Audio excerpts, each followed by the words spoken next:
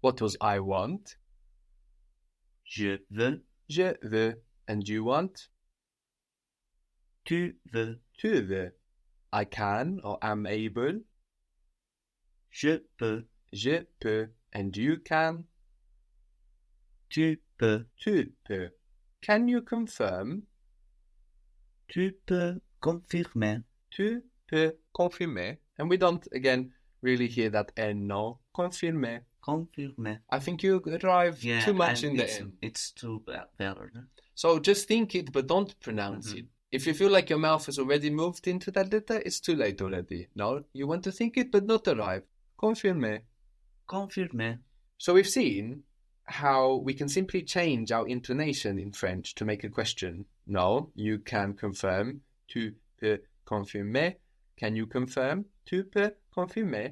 But we can also invert, just like we just did there in English. We said you can, and then can you? We inverted. We switched the position of the person, I or you, and the verb, in this case, can. In order to make a question, you can you?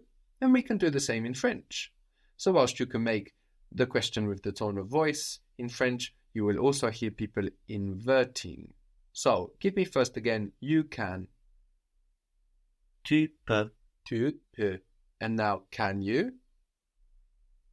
Peux-tu? Peux-tu? And this is written with a dash. A dash connects peux and tu when we make these questions in French to show that it's connected.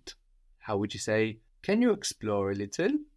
So again, you had that thought, I saw it in your eyes. I don't know explore, but have a check first, maybe you do. Can you explore a little? Peux-tu explorer un peu? Very good. Peux-tu explorer un peu? So we have exploration, which means we can make the verb in French explorer, to explore. Can you organize a little? Tu peux organiser un peu? Tu peux or peux-tu organiser un peu? What does you want? Tu veux? Tu veux. And if you wanted to make a question, we know you can do that with your voice. Tu veux. But you can also invert. You can switch the positions of tu and veux. So how would that sound? Veux-tu? Veux-tu? Very good. So this inversion for the question is definitely more proper French, no? But in less formal settings, you can and will hear people just make the questions with their tone of voice. You can recommend something, you want it, no? Just like we can do in English sometimes, but it's much more common in French. Give me again the word confirmation or the confirmation. Confirmation. Good, and the confirmation? La confirmation. So both ends here are half silent. Let's say no, confirmation. So those ends on the N on the end and also the N on the end of that syllable, no? Con is not really pronounced. Confirmation. Good. To confirm. Confirmer. Confirmer. To confirm. So with our words ending ation, we can get rid of the ation and put our ER and we get the verb to confirm. Confirmer. Can you confirm? Are you able to confirm? Peux-tu confirmer? Peux-tu confirmer? Tu peux confirmer? Confirmer, actually, in older French, used to be confirmer, with ferme rather than firme. And this is built of two parts, con and fermer. We'll see this con or con in French, C-O-N or C-O-M, beginning a word quite often with Latin words like in complicate, compare, conflict, confront, for example. So in confirmer we have con and firmer, but like I mentioned, this used to be confirmer in Old French, and fermer means to close. Fermer, to close. Fermer. The word firm in English is related now. To make firm is to close. Fermer. Fermer. The door in French is la porte, P-O-R-T-E. And this R kind of goes a bit in the throat in French. You can hear that. La porte. La porte. Like portul, no? And this is a feminine word. We notice the door, la porte. La porte. So, can you close the door? Peux-tu fermer la porte? Very good. Peux-tu fermer la porte? So when we come across nouns, those words we said that we can put the in front of, like the door, la porte. When we come across them, whether we're looking them up in a dictionary or asking somebody for a word, we want to learn nouns with their word for the.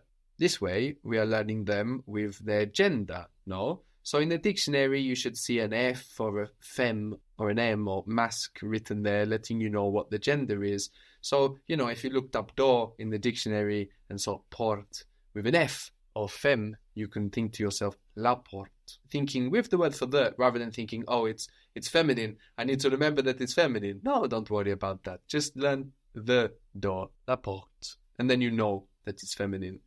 And in the same way, if you ask somebody for a word, don't say, how do you say door in French? Say, how do you say the door in French? And in this way, you will always learn nouns with their gender. So we had to close, which was related to confirm. Can you close the door a little? Can you close the door a little? Peux-tu fermer la porte un peu? Very good. Peux-tu fermer la porte un peu? Good. What was to recommend? Raccomandé. Again? Raccomandé. You're remembering that the E changes to an A, but I think you got the wrong E or an extra E. Recommandé. And to order? Commandé. Commandé. So again, the N here that we have at the end of the syllable is kind of silent, no? Commandé. So it's a good habit to notice which bits and pieces words tend to be built of, and also trying to see if you might get other words when removing those bits. The com of commander can also be removed, and we'll get another verb. So firstly, how would that sound?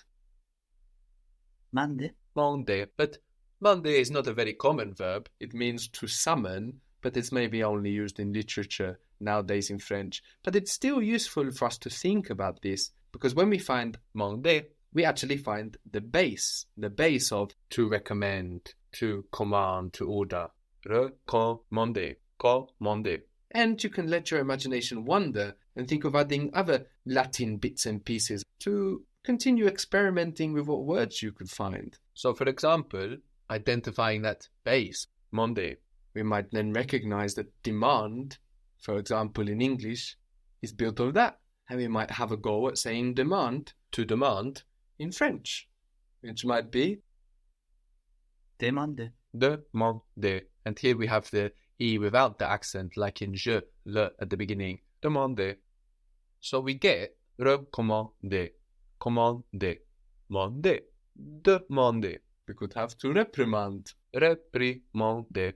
This re at the beginning has a written accent on the E, so we get a clear open et reprimander. And all of this is coming from the base la main, which means the hand. And this is spelled M-A-I-N. We don't hear that N, la main, the hand. So all of these buildings, recommend, command, demand, reprimand, is all coming from the meaning of hand, la main in French.